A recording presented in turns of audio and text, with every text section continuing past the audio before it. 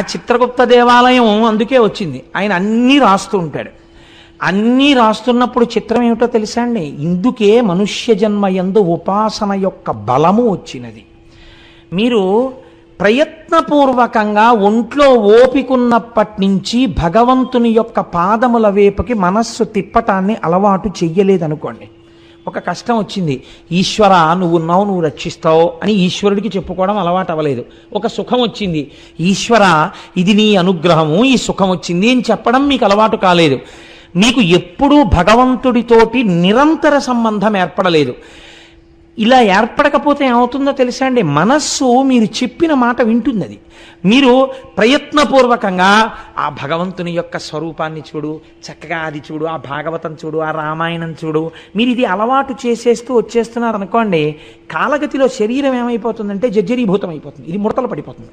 ఒకనాడు ఇన్నాళ్ళు జీతం ఇచ్చి ఉద్యోగం చేయించుకున్న వాళ్ళు అంటారు, ఇంకా మీరు మాకు అవసరం లేదండి మేస్టారు, ఏదో నెలకింత భత్యం పంపిస్తుంటాం, మీరు ఇంటికి వెళ్ళిపోవచ్చు అని చెప్తారు.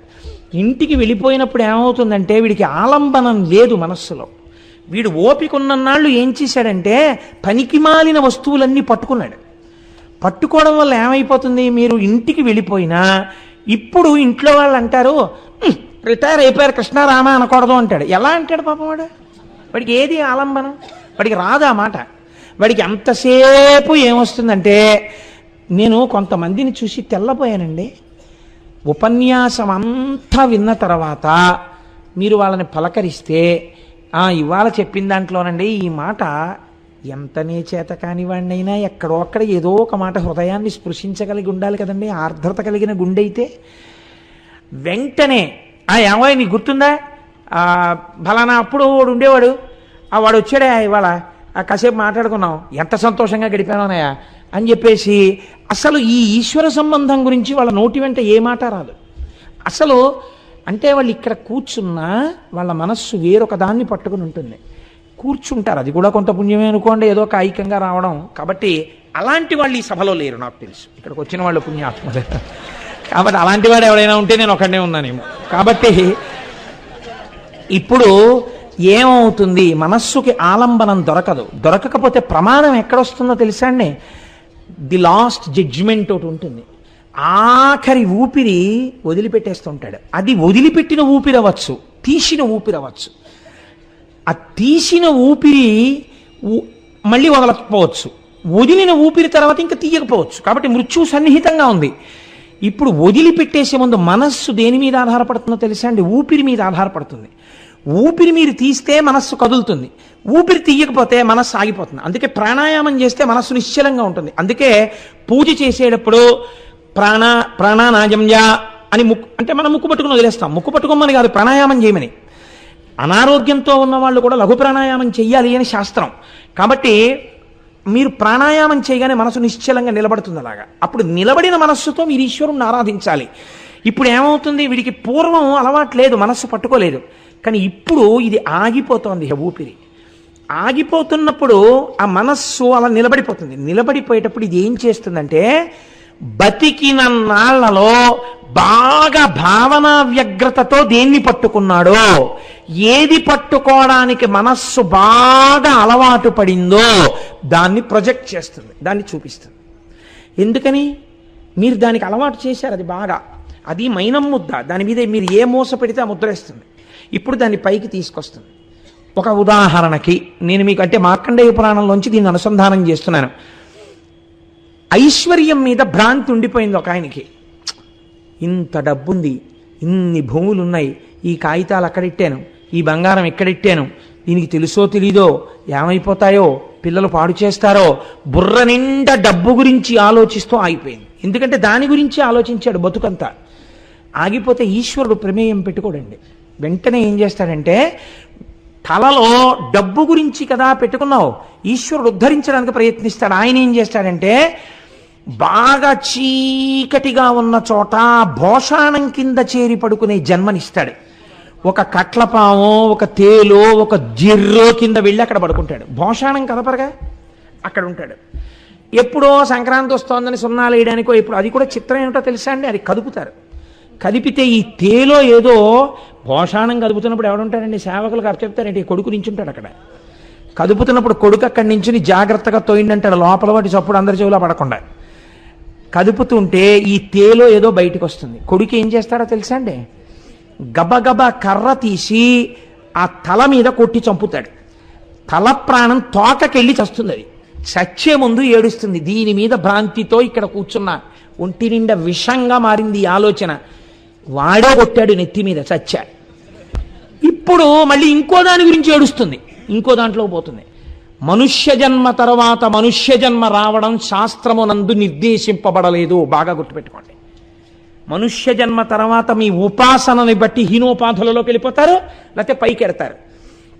అందుకని మనస్సుకి ట్రైనింగ్ ఇవ్వడం అన్నది చాలా ఇంపార్టెంట్ శాస్త్రంలో. అది జ్యోతిర్లింగం మనకు వెనకనున్నటువంటి ప్రధానమైన ఉద్దేశం.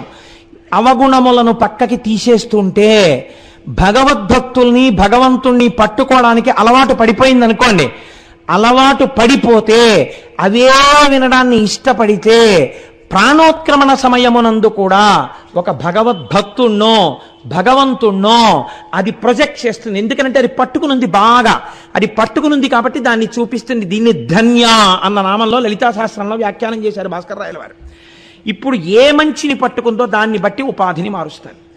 ఈశ్వరుణ్ణి నేను ఈ జన్మలో బాగా తెలుసుకోలేకపోయాను, ఒక్క భగవద్గీతకి ఉన్న వ్యాఖ్యానాలన్నీ చదువుకోలేకపోయాను, నాకు సంస్కృతం రాలేకపోయింది, మంచి గురువు దగ్గర కూర్చుని నేర్చుకుని ఉంటే అనుకుంటుండగా ఊపిరాగిపోయింది అనుకోండి, సమస్త శాస్త్రపారంగతుడైన ఒక బ్రాహ్మణుడి కడుపున జన్మించి గొప్ప ఉపాసనతో మోక్షం వైపుకు అడుగులేస్తాడు అని తీర్మానం చేసే శాస్త్రాలు. ప్రస్థానత్రయమైన భగవద్గీత కూడా అదే తీర్పు.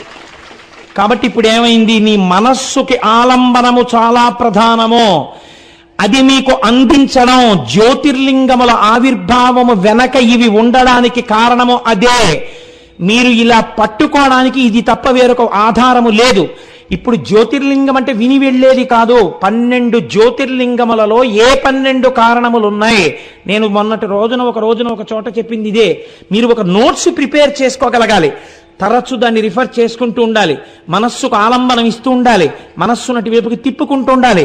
దాని వలన ఉద్ధరణ జరుగుతుంది. ఇందుకే శంకరాచార్యుల వారు శివానంద లహరిలో మాట చెప్పారు, శరీరము రావడం నా చేతిలో లేదు, నీ చేతిలో కూడా లేదు ఈశ్వర, నువ్వు ఇవ్వలేవు మనుష్య జన్మ. ఎందుకు ఇవ్వలేవు? నా పాపపుణ్యాల్ని బట్టి నువ్వు ఇవ్వాలి తప్ప వీడికి మళ్ళీ మనుష్య జన్మనిచ్చే అధికారం నీకు లేదు, ఈశ్వరుడికి లేదు అధికారం. కాబట్టి నువ్వేం చెయ్యగలవు? నా పాపపుణ్యాల్ని బట్టి శరీరం ఇస్తావు. శంకరులు దయామయుడు కాబట్టి, జగద్గురువు కాబట్టి మనందరం చెప్పుకోగలిగినటువంటి ఒక గొప్ప శ్లోకాన్ని ఇచ్చేశారు. ఇప్పుడు ఆయన అన్నారు, పాపపుణ్యాలు ఇప్పటికే అలవాటైపోయి మనసుని నియంత్రించడం చేత కాని స్థితికి వెళ్ళిపోయి ఉంటే ఎలా ఇప్పుడు నా బ్రతుకు? అస్తమానం ఓ శ్లోకం చెప్పు భగవంతుడి దగ్గర అన్నారు. ఏమిటో తెలుసా అండి, అది శంకరాచార్యులు వారా చెప్పవలసింది. మన కోసం శంకరాచార్యులు వారు చెప్పారు శివానంద లహరిలో, నరత్వం దేవత్వం నగవన మృగత్వం మశకత పశుత్వం కీటత్వం భవతు విహగత్వాది జననం సదా త్వత్పాదాబ్జ స్మరణ పరమానందలహరీ విహారాసక్తం చేద్రు దయమిహ కింతేన వపుషా అన్నారు. పూజలో ఈ శ్లోకం చెప్పుకోవాలి, ఏదైనా దేవాలయానికి వెడితే ఈ శ్లోకం చదవాలి, ఇది నోటికి రావాలి ఈ శ్లోకం. మీరు ఏ గుడికి వెళ్ళండి, ఇంట్లో పూజ చెయ్యండి, నిద్ర లేవండి, రాత్రి పడుకోండి, ఈ శ్లోకం చెప్తుండాలి అస్తమానం. నరత్వం దేవత్వం నగవన మృగత్వం మశకత. ఈశ్వర నన్ను ఒక ఈగని చెయ్యి, నాకేం బాధలేదు, I'm not worried about that. ఎందుకని? నా చేతిలో లేదు, నా మనస్సు లొంగట్లేదు, నీ చేతిలో లేదు, నువ్వు మనుష్య జన్మలు ఇవ్వలేవు. నరత్వం దేవత్వం, నన్ను ఒకవేళ ఒక దేవత అయిపోయి ఏదో పుణ్యం ఉండి నాకు అక్కర్లేదు అది, ఒకవేళ దేవుడే అయిపోయినా నాకేం కావాలో తెలుసా, దేవుడి దేవత్వం పొందిన. నగవన మృగత్వం, నేను పర్వతం అయిపోయినా, తోట అయిపోయినా, నేను మృగాన్నైపోయినా, ఒక ఈగనైపోయినా, దోవనైపోయినా, ఉపాధి ఇది కావాలని నేను నిన్ను అడగను. మళ్ళీ మనుష్యుడిగా పుట్టాలన్న కోరిక నేను నిన్ను అడగను. ఎందుకని? అలా ఈశ్వరుడు ఈయడు కనుక. మీరు బాగా గుర్తుపెట్టుకోండి శాస్త్ర రహస్యాన్ని. అందుకిచ్చారు శంకరాచార్యులు వారి శ్లోకం. నగమన మృగత్వం మశకత పశుత్వం కీటత్వం భవతు విహగత్వాది జననం. గ్రద్దమై తిరిగినా నాకు బాధ లేదు, నాకేం కావాలి?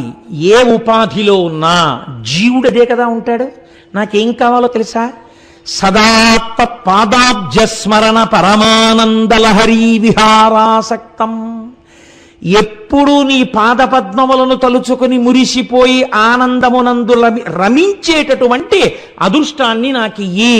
మీరు చూడండి, కుక్కలకి నక్కలకి కూడా నాలుకుంటుంది, రసేంద్రియం అని పిలవరు దాన్ని. మనుష్యులకున్న నాలుకను రసేంద్రియం అని పిలుస్తారు. రసేంద్రియం అంటే రుచులు చూడడం కోసం రసేంద్రియం కాదు.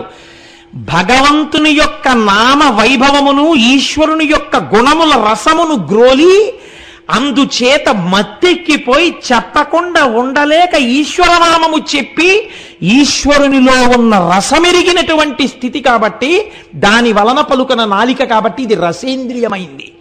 రుచులు చూడ్డానికి ఉపయోగపడిన నాలుక కాదు. ఈశ్వరనామం చెప్పడానికి ఉపయోగపడిన నాలుక రసేంద్రియం. కాబట్టి ఇప్పుడు ఏమైంది? కాబట్టి ఈశ్వర నాకు ఉపాధితో సంబంధం లేదు. ఎందులో ఉంటే ఇబ్బంది వచ్చింది? ఏ వేదంబు పఠించే లూత, భుజగం వేశాస్త్రములు సూచే, ఏ విద్యాభ్యాసమనర్చకరి, చెంచే మంత్రముహించే, బోధావిర్భావ నిదానముల్ చదువులయ్యా కాదు, నీ పాద సంసేవాసక్తియ కాక జంతు తతికి శ్రీకాళహస్తీశ్వర. ఒక పాము మోక్షం పొందింది, ఒక సాలెపురుగు మోక్షం పొందింది, ఒక ఏనుగు మోక్షం పొందింది. మనుష్యులుగా పుట్టిన కోట్ల మందిలో ఎంతమంది పొందుతున్నారు? ఈశ్వరుడే చెప్పేశాడు భగవద్గీతలో, కొన్ని కోట్ల మందిలో ఒక్కడే నన్ను తెలుసుకుంటున్నవాడు, ఇతరులు నన్ను తెలుసుకోవట్లేదని చెప్పాడు. ఒక పాము ఈశ్వరుణ్ణి తెలుసుకోగలిగింది, నీకు ఉపాధితో సంబంధం ఏంటి? ఎంత గొప్ప మాట! శాస్త్రములను పిండేశారు కాబట్టి జగద్గురువై శంకరులు చెప్పారు, ఉపాధి మనుష్యుడు దిమ్మని అడగల. ఏం కలిసి వస్తుంది నీకు ఉపాధితో? ఉపాధి కాదు, నీ పాదముల యందు రమించగలిగిన శక్తిని అడగాల.